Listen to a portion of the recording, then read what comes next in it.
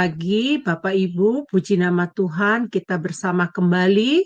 Kita memulai hari kita dengan bersaat teduh. Mari kita fokus ya, konsentrasi bersama Coffee Morning with Jesus Christ. Hari ini bacaan kita terambil dari 2 Korintus 5. Sebelum saya menjabarkannya, mari kita satu hati di dalam doa. Maha besar Engkau ya Bapa, kami mengucap syukur dan berterima kasih kalau kami diberikan kehidupan untuk menikmati kasih anugerah-Mu. Ini tiba saatnya kami akan merenungkan firman-Mu dan biarlah Engkau yang memimpin kami. Engkau memberikan roh-Mu yang kudus agar hikmat-Mu membukakan dan menyingkapkan satu pemahaman baru bagi kami ya Bapa. Dan kami bisa mengambil komitmen Tuhan untuk melangkah bersama Engkau. Kami membutuhkan Engkau melebihi dari segalanya Bapa. Ini kami ya Bapa, terima kami dan urapi kami satu persatu, baik yang ada di Zoom maupun yang ada live streaming bersama-sama kami saat ini. Terima kasih Bapa, di dalam nama Tuhan Yesus kami mengucap syukur. Haleluya. Amin. Ya, baik teman-temanku yang semua yang dikasihi Tuhan dan saudara-saudara yang terkasih ya, Bapak Ibu ya. Minggu lalu saya sudah menjelaskan alasan Paulus menulis surat di 1 Korintus. Waktu itu saat Paulus dalam perjalanannya misinya itu ke Efesus ya. Nah, kenapa Paulus masih ingat kan ya? Karena Paulus itu mendapatkan surat ya dari jemaat Korintus. Nah, ini sambungannya teman-teman. Ternyata surat pertama Paulus itu di kota Korintus itu belum juga membaik keadaan jemaat di Korintus. Nah, ternyata selama perjalanan di Korintus itu, ya maksudnya perjalanan Paulus waktu dulu itu, ya Paulus akhirnya tidak hanya meninggalkan kota Korintus pada waktu itu, tetapi dia harus menyurati kembali karena konflik-konflik yang terjadi. Saya sudah jabarkan itu minggu lalu ya. Nah, tentunya perjalanan tidak menyenangkan bagi Paulus maupun jemaat yang kalau kita bisa baca di dalam 2 Korintus 2 ayat 1 dan 2 yang kita baca beberapa hari yang lalu. Orang di Korintus ini membuat ulah. Istilah di kita itu ya, Paulus yang apa yang dialami saat ini seperti kudeta, ya. Dia mengalami kudeta. Ternyata ada jemaat yang menyerang pribadi Paulus dan mempengaruhi jemaat Korintus untuk menolak Paulus. Karena alasan inilah Paulus terdorong menyurati jemaat Korintus yang kedua kali, dan saat itu Paulus sedang berada di kota Makedonia. Nah, walaupun surat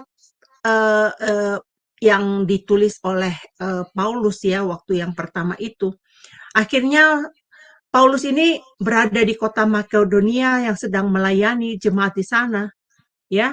Akhirnya dia harus menyurati yang kedua kalinya dengan panjang lebar. Nah, kalau kita perhatikan nanti ayat-ayatnya itu pasalnya itu ada 13 pasal ya. Nah, Paulus harus ke kota Korintus yang ketiga kalinya. Dari mana kita tahu? Nanti kalau kita baca di dalam surat 2 Korintus 13 nanti ya yang terakhir itu. Di situ dikatakan adalah untuk ketiga kalinya aku datang kepada kamu. Jadi Paulus akhirnya datang mengunjungi jemaat di sana. Nah, baru dengan keterangan 2 atau 3 orang saksi suatu perkara sah. Jadi memang harus ada rapat lah, ada meeting tertentu untuk menyelesaikan masalah yang ada di Korintus itu. Nah, saudara-saudaraku, kitab 2 Korintus ini terdiri kan 13 pasal. Dan ada 3 bagian utama surat Paulus. Nah, mari simak penjelasan ini. Bagian ke-1 itu adanya di pasal 1 sampai 7. Itu ucapan syukur Paulus kepada Allah akan karunia dan penghiburan Tuhan di tengah penderitaan untuk pemberitaan Injil. Nah, Paulus memuji jemaat Korintus karena mendisiplinkan orang yang membuat yang dosa itu, orang yang berbuat dosa itu, ya, supaya mereka itu dinasihatkan atau didorong untuk memiliki integritasnya. Nah, Paulus ini menekankan agar kita terhindar dari semua pencemaran jasmani dan rohani, serta menjaga kekudusan dalam takut akan Allah. Kita bisa baca itu nanti di 2 hari lagi di dalam 2 Korintus 7 ayat 1. Ayatnya ada di sana, teman-teman. Nanti teman-teman bisa periksa sendiri juga ya. Nah, ayat ini mengajarkan agar kita memiliki integritas, yaitu sifat pelayanan Tuhan yang benar. Paulus menekankan pentingnya pemisahan diri dari keinginan dunia agar kehidupan jasmani dan rohani kita tidak tercemar. Itulah bagian pertama isi surat Paulus di pasal 1 sampai yang ke-7 ini, teman-teman. Nah, bagian kedua di pasal 8 dan 9. Paulus menasehati jemaat di Korintus untuk menandingi kemurahan hati orang Makedonia yang dengan sepenuh hati telah menyumbangkan persembahan yang telah dikumpulkan untuk orang Kristen yang menderita di Yerusalem. Wah, ini betapa mulianya ya orang-orang Makedonia ini. Nah, maunya Paulus kita meneladani apa yang jemaat Makedonia lakukan. Secara pribadi saya sangat termotivasi tentang jemaat Makedonia ini.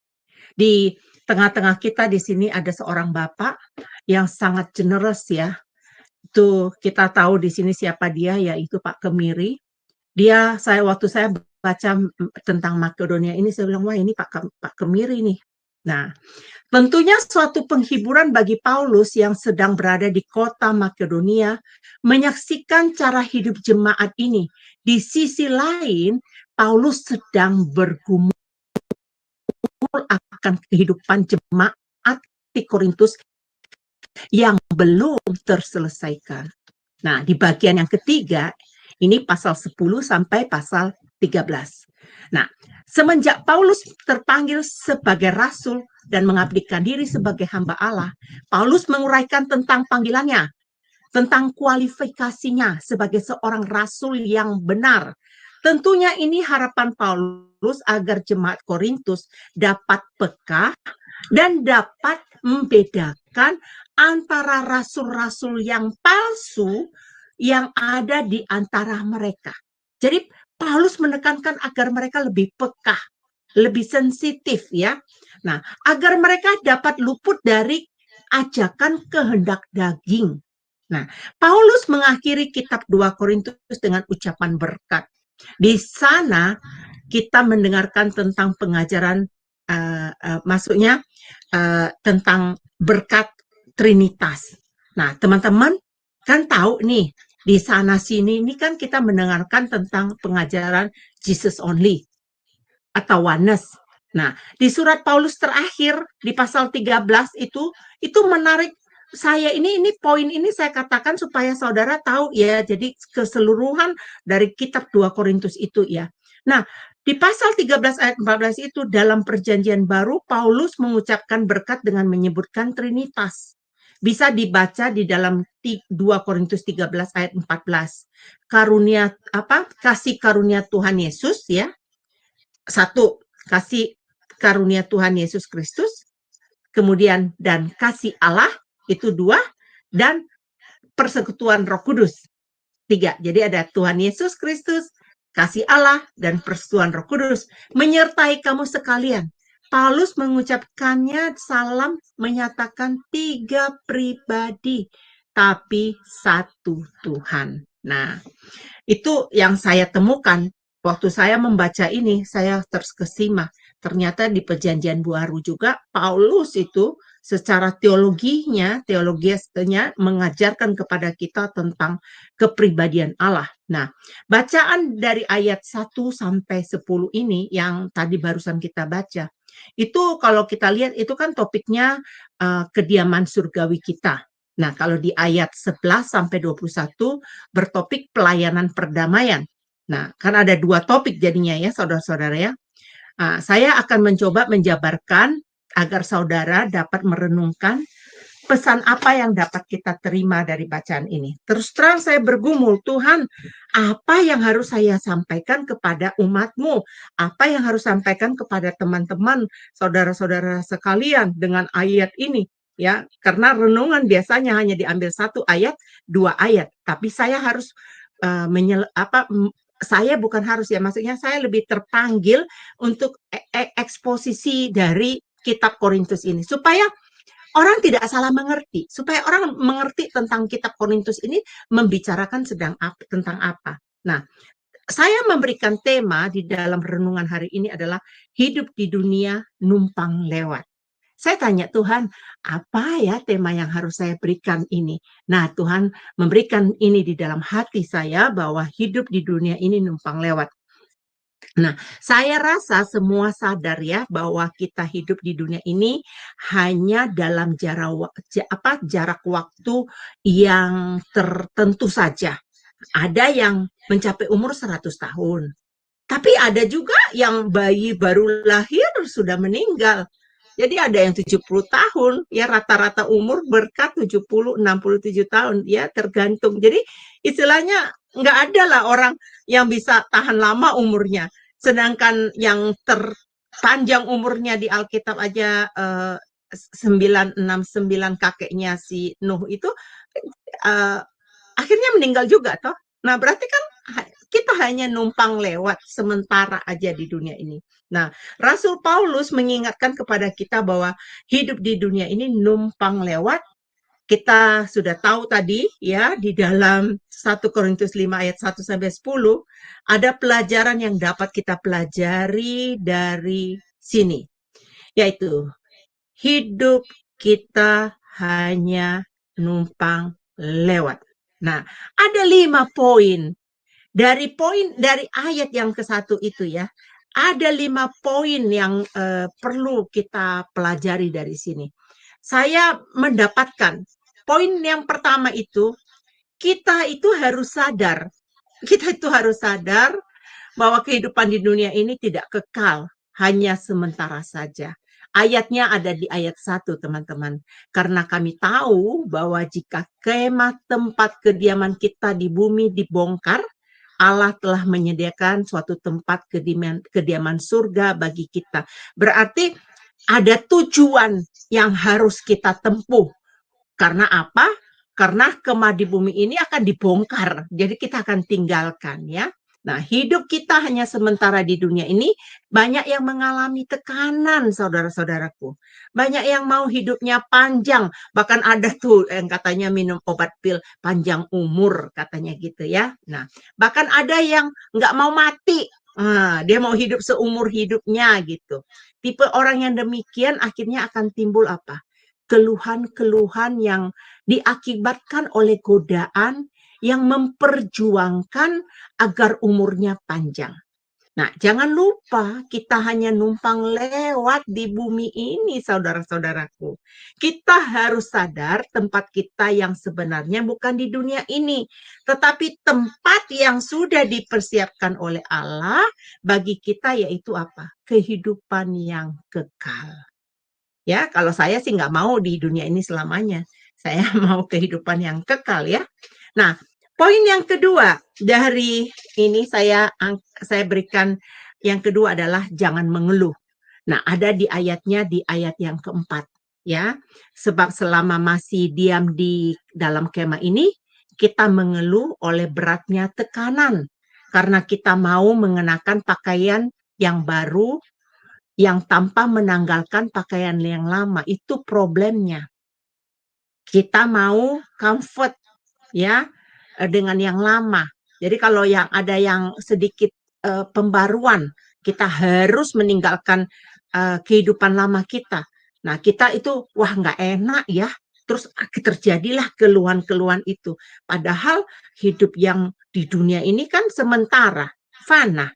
Ya, itu kita harus pikirkan itu saudara-saudaraku. Karena kita melupakan bahwa hidup kita ini hanya sementara di dunia ini, akhirnya timbullah keluhan-keluhan. Orang resah saat kehilangan uang, kehilangan pekerjaan, mengeluh jika gajinya tidak naik, bahkan mengeluh jika beban pelayanannya banyak.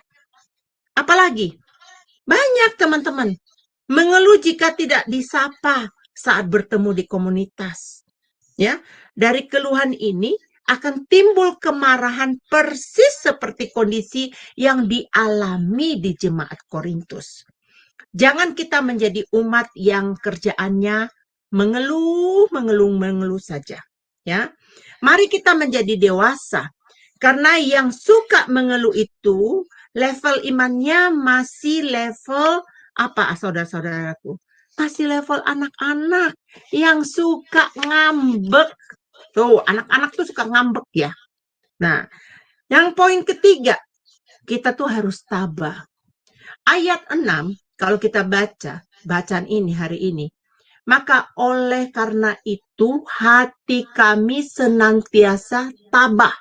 Meskipun kami tabah bahwa selama kami mendiami tubuh ini, kami masih jauh dari Tuhan. Firman Tuhan mengingatkan kepada kita hari ini untuk menjalani kehidupan ini dengan tabah.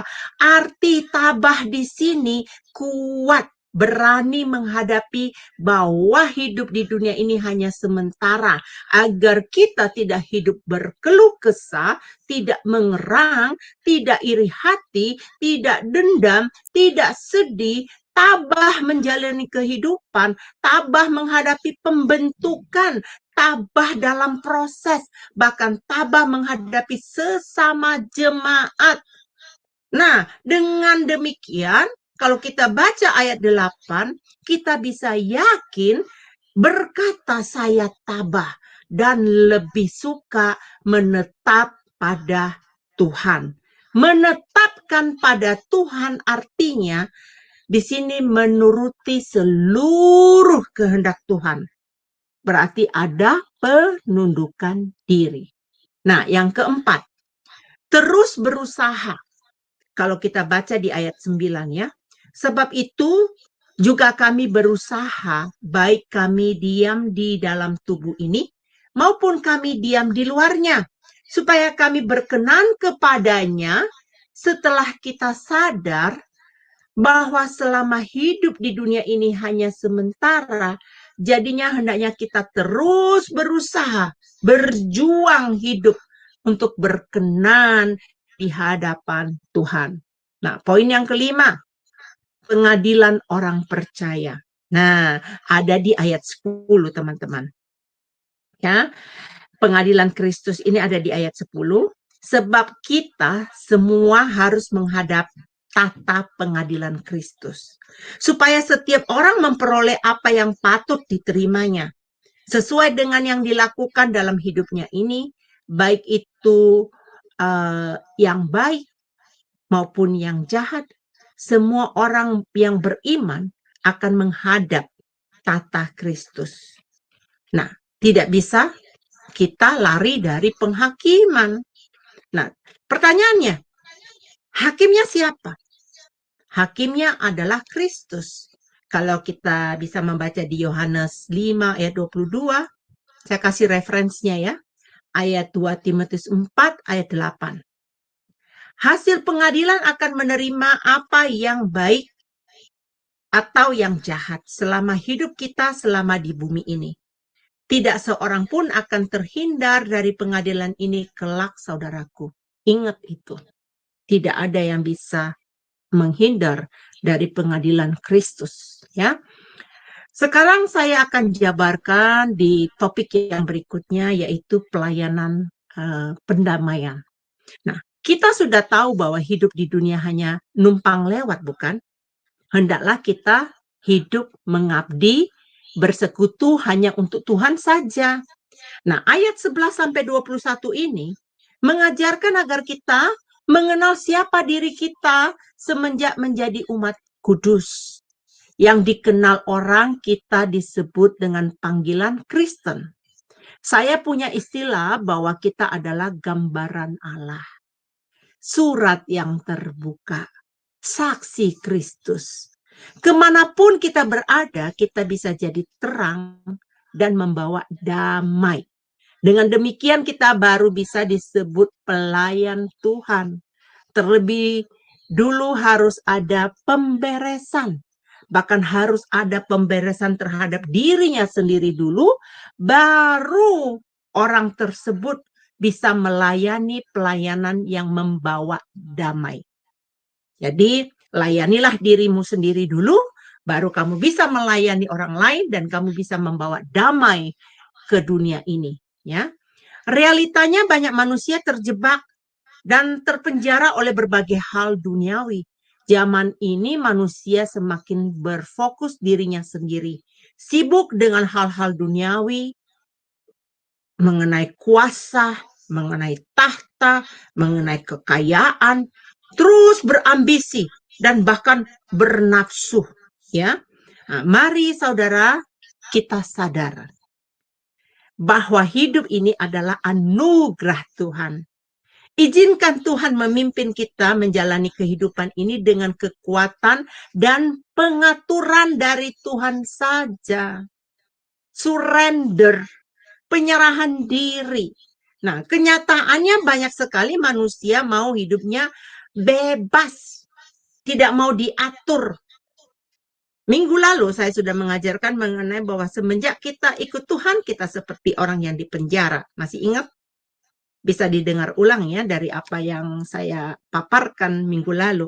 Nah, semenjak kita ditebus dengan pengorbanan darah Kristus, bayaran yang sangat mahal, bahkan tidak ternilai mahalnya secara materi. Kita diperdamaikan dengan Allah karena ada yang menebus kita dengan membayar harga yang mahal oleh darah Kristus di kayu salib.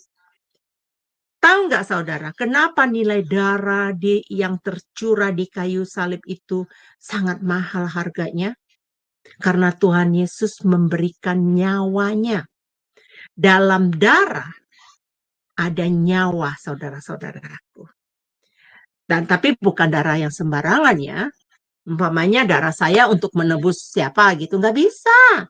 Harus darah yang orang yang tidak berdosa. Baik, di ayat 19. Berkata sebab Allah mendamaikan dunia dengan dirinya. Dan Kristus telah mati untuk semua orang. Supaya mereka yang hidup tidak lagi hidup untuk dirinya sendiri. Tetapi untuk Dia yang telah mati dan telah dibangkitkan oleh ya untuk siapa? Yang telah dibangkitkan untuk menebus kita. Bagi siapa? Bagi orang yang beriman. Tentunya orang yang tidak beriman tidak berlaku hukum ini, tidak berlaku kasih karunia ini. Kalau kita baca di dalam Yohanes 3 ayat 16 ini ya, bagi setiap orang yang percaya kepadanya, itu yang akan menerima karunia ini. Nah, Tuhan Allah telah mendamaikan dirinya dengan manusia melalui Yesus Kristus dengan tidak memperhitungkan pelanggaran dan dosa manusia. Anugerah yang terbesar saat kita diperdamaikan dengan Allah karena pendamaian sejati dari Yesus Kristus yang mati memberi nyawanya untuk menebus dosa manusia. Apa yang dapat kita lakukan? Membalas kebaikan Tuhan. Ini kita harus pikirkan, saudara-saudaraku. Serius kita harus pikirkan ini.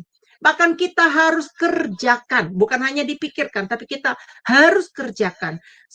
Sudahkah kita bisa seperti Paulus?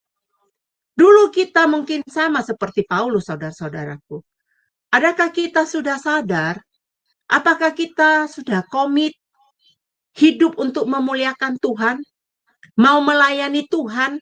Pikirkan ini dan sangat penting karena hidup kita hanya numpang lewat di dunia ini. Jangan sampai menyesal di kemudian hari karena kita tidak memikirkan hal penting ini. Jangan hilangkan kesempatan.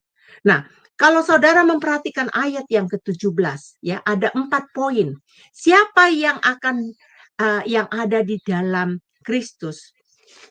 Dikatakan di situ apa? Dia adalah ciptaan baru. Ia akan memegahkan karena kemuliaan Allah. Mampu menguasai diri dan mengakui adanya kuasa dari kasih Kristus.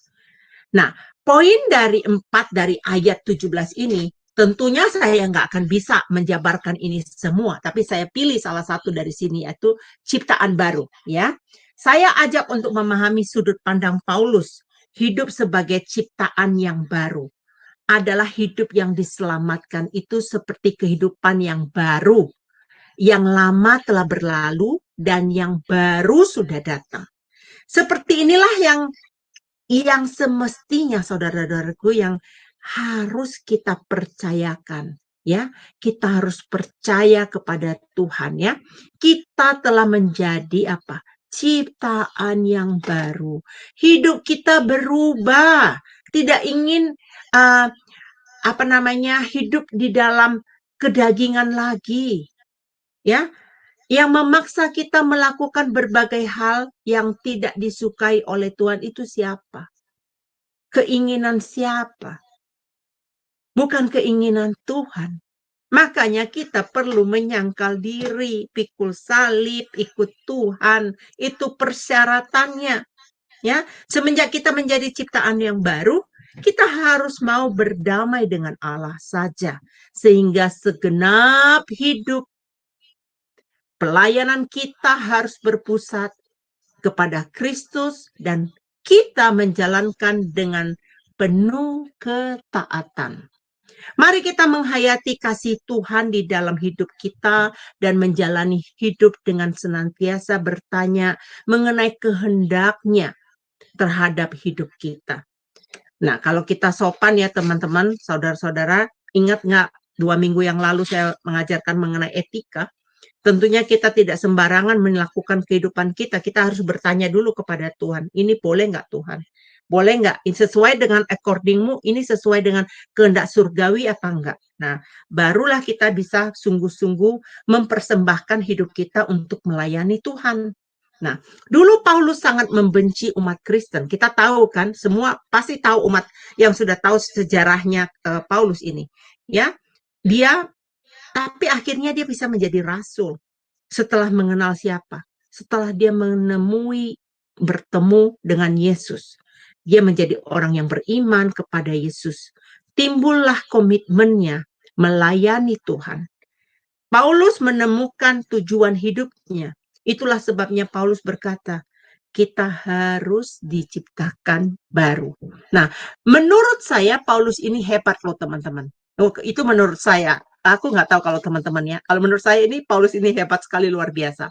Tidak ada perubahan konsep cara pandang dari Paulus. Ya, kalau kita baca di ayat 18-20, saya simati, saya berkali-kali saya katakan sama saudara saya Murni, aduh gue nggak sangka ayat ini berat sekali untuk buat saya, saya pikir gampang sekali untuk menguraikan ini. Ternyata berat teman-teman.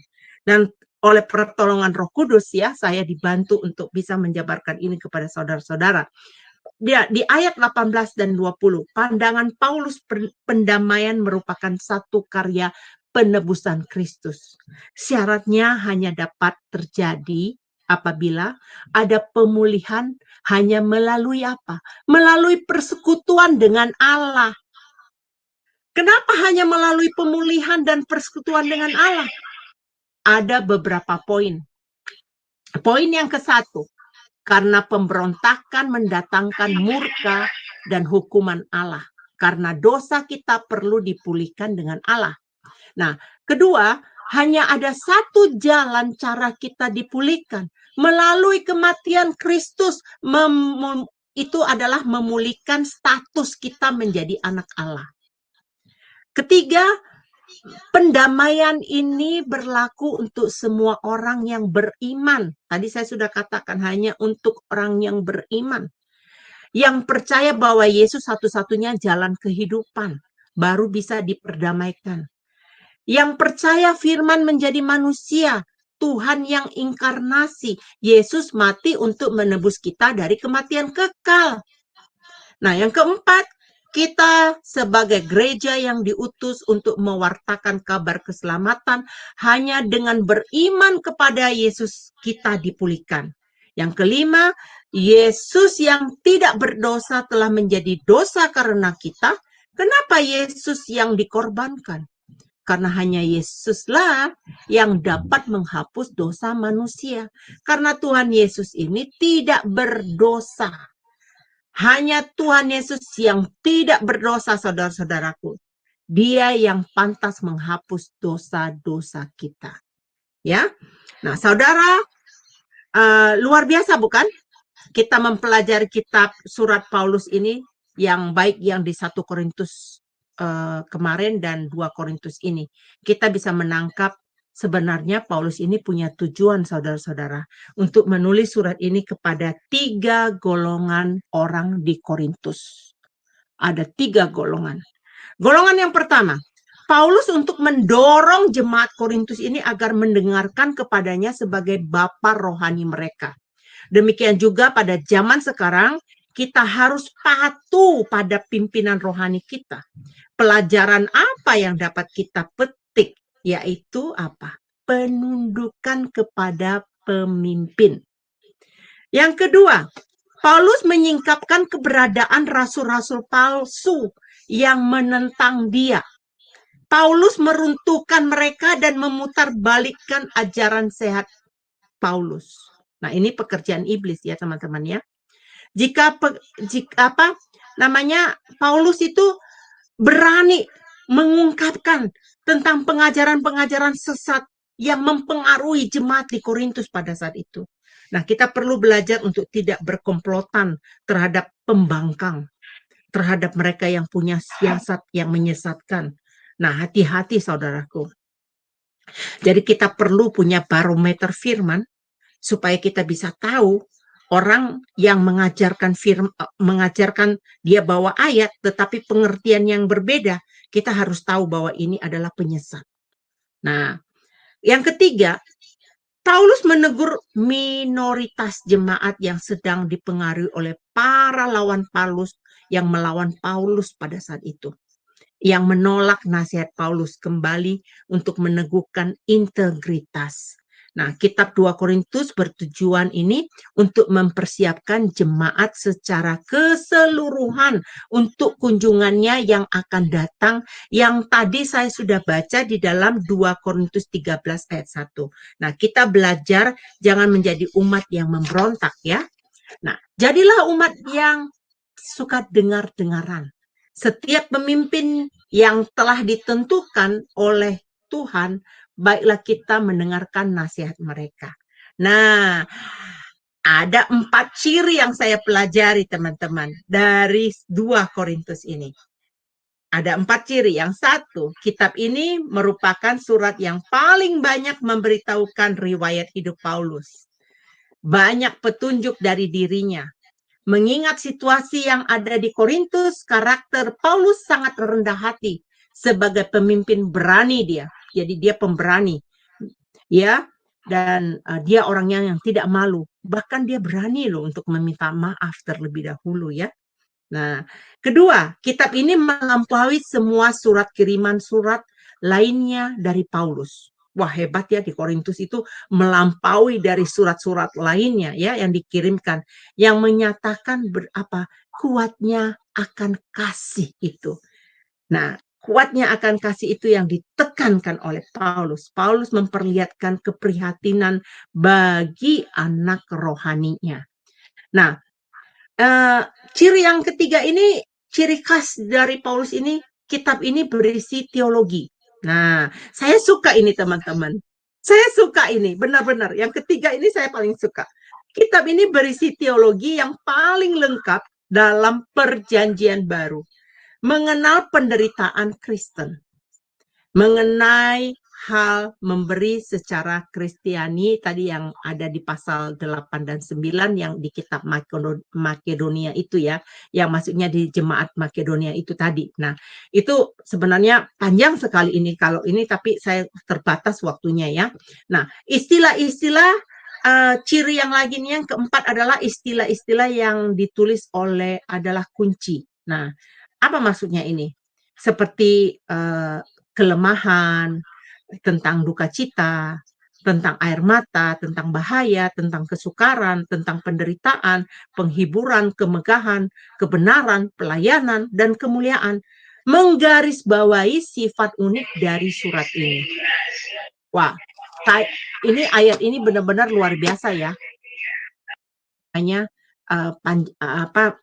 benar-benar sangat memberkati. Nah, kesimpulannya teman-teman, saya memberikan kesimpulannya dari yang kitab hari ini. Kesimpulannya adalah hidup di dunia ini hanya numpang lewat, ya. Hidup ini hanya sementara. Pergunakanlah hidup ini dengan benar, pergunakanlah kesempatan ini mempersiapkan hidup kita di dalam keabadian kita nanti kelak ya, kepada kehidupan yang kekal. Nah, kebenaran yang disebut dalam ayat ini tidak menunjukkan kepada suatu kebenaran secara hukum, tetapi kepada kebenaran yang nyata dalam kehidupan sehari-hari sebagai suatu ciptaan yang baru, yaitu kepada watak dan keadaan moral mereka yang sudah mengalami apa? Transformasi. Jadi orang yang mengalami transformasi akan berbeda, saudara-saudara.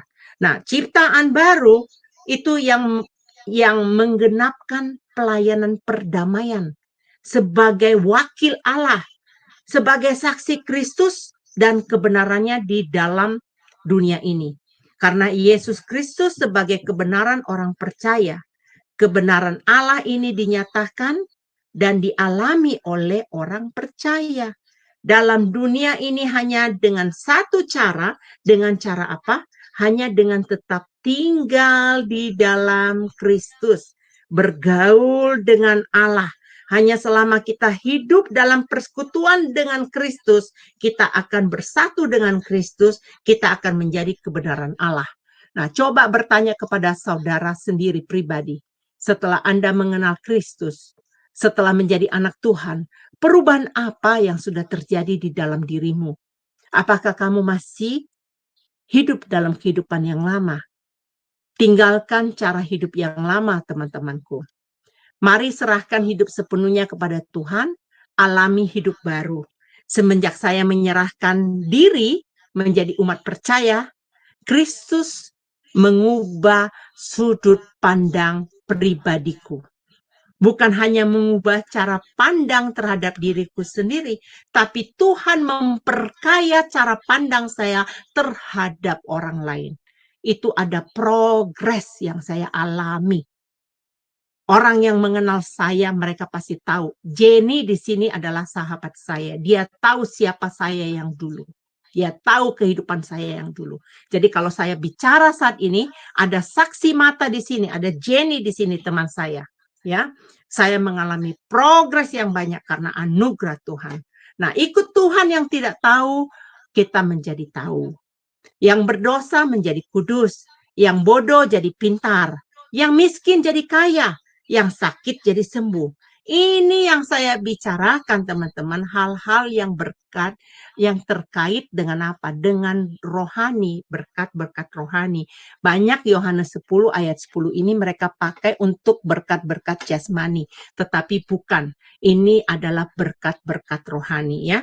Semakin kita mengenal Tuhan, berhubungan intim dengan Tuhan, kita diperkaya, kita makin disempurnakan ya.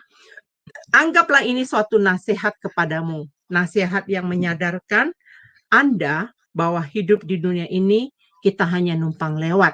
Nasihat agar kita mau hidup baru, meninggalkan kehidupan dunia, meninggalkan keinginan daging. Nah, ciri-ciri orang bijak akan mendengarkan nasihat. Kalau orang nggak bijak, dia nggak mau mendengarkan nasihat, ya. Orang yang bijak akan terbuka terhadap nasihat. Orang yang bijak akan mengerti bahwa nasihat ibarat sedang mengelilingi hidupnya dengan pagar pengaman. Nah, kalau kita tidak mau dengar nasihat, berarti kita nggak ada perlindungan ya, nggak ada pengamanan buat diri kita. Nah, baik teman-teman semua, saudara-saudara yang terkasih, inilah renungan yang saya bawa. Mungkin panjang buat saudara, tapi saya berusaha untuk membawanya secara lengkap ya, walaupun dengan waktu yang tertentu. Saya berusaha supaya Anda bisa mengerti apa itu kitab 1 Korintus yang saya bicarakan minggu lalu, dan ini adalah 2 Korintus 2 Korintus yang Paulus tuliskan ya. Baik Bapak Ibu, mari kita berdoa untuk menanggapi firman Tuhan renungan ini. Bapa Surgawi, terima kasih ya Bapa untuk firman Tuhan yang memberkati hidup kami. Secara saya pribadi Tuhan, saya sangat dibukakan melalui 2 Korintus ini ya Bapa. Pengajaran di dalam buku Korintus ini sangat kaya ya Bapa, sangat unik, sangat luar biasa. Mampukan kami secara pribadi Bapa untuk belajar kembali mengenai kitab Korintus ini, supaya kami mengetahui bagaimana kami menggunakan talenta kami secara benar, bagaimana kami punya etika yang benar, dan bagaimana kami menyadari bahwa kami hidup ini hanya sementara, dan bagaimana kami supaya mengalami transformasi, hidup baru, hidup yang dimerdekakan, hidup yang telah dibayar lunas oleh pengorbanan Tuhan Yesus di kayu salib. Terima kasih Bapa. Inilah doa yang kami panjatkan. Tuhan memberkati kita dan melindungi kita. Tuhan menyinari kita dengan wajah-Nya dan memberi kita kasih karunia. Tuhan menghadapkan wajah-Nya kepada kita dan memberikan kita damai sejahtera. Tuhan akan memampukan kita menjadi pelaku-pelaku firman. Kasih karunia Yesus dan kasih Allah dengan persekutuan Roh Kudus sampai pada akhir zaman. Amin, amin, amin.